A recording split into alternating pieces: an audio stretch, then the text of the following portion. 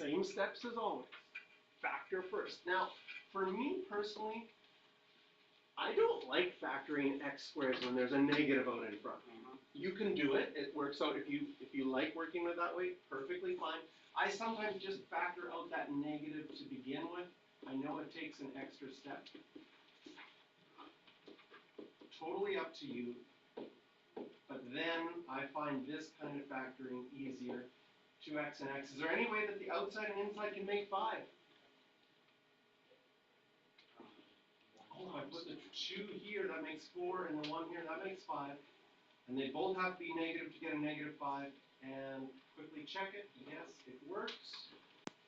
Non-permissible value. X can't equal 1. Does it cancel out?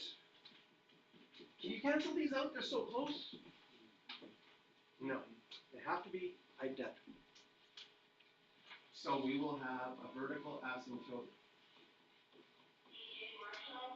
at x equals 1.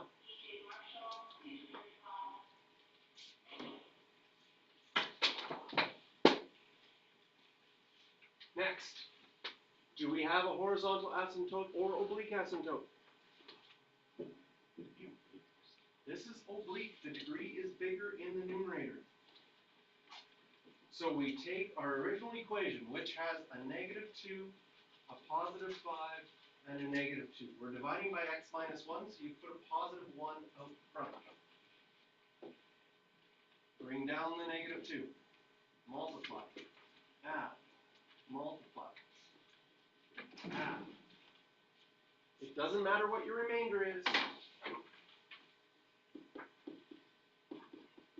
You will get an oblique asymptote at negative 2x plus 3. So we can start drawing this with our asymptotes.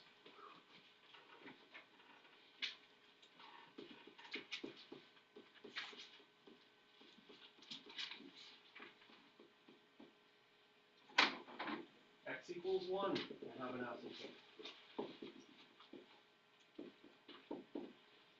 Negative 2x plus 3 would have a y-intercept of 3, a slope of negative 2, down 2 over 1, down 2 over 1.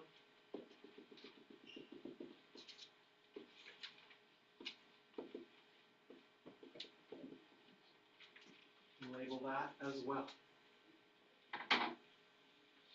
Our y-intercept.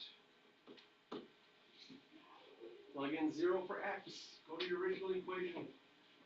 Plug in 0 for x, you're going to get negative 2 over negative 1 to 0, 2. X-intercepts. Now that it's factored, what would make your numerator equal to 0? Positive 1/2 and positive 2. We'll have 1/2, 0 and 2, 0.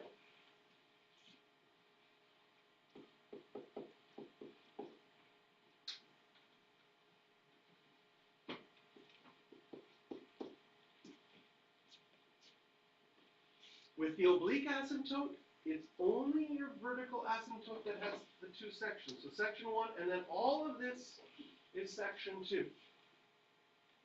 You don't, like sometimes students think, oh, section 2 and a section 3 because my oblique asymptote. No. Only have the 2 asymptotes based on your vertical asymptote. I mean, the 2 sections.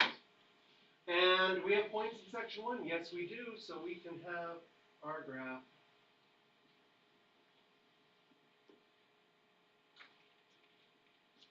I find with the oblique asymptote, there are more E10 errors. Okay?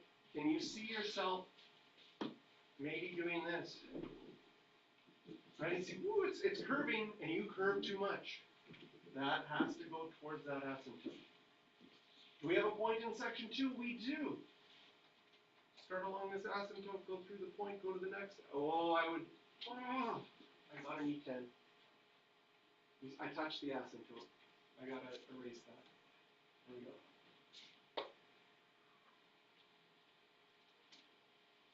There we go. You didn't see it on the, you won't see this on the YouTube video. I had my tongue sticking out while I did that, extra focus. Nice. And we're done. We didn't have to do any additional nice points in this case, because we had a point in each section, and it was good enough. 4 for practice. Domain. Oh, is it after that really? Also, 4 for practice was the last one. No.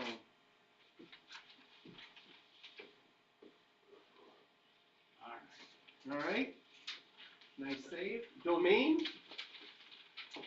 X can't equal 1.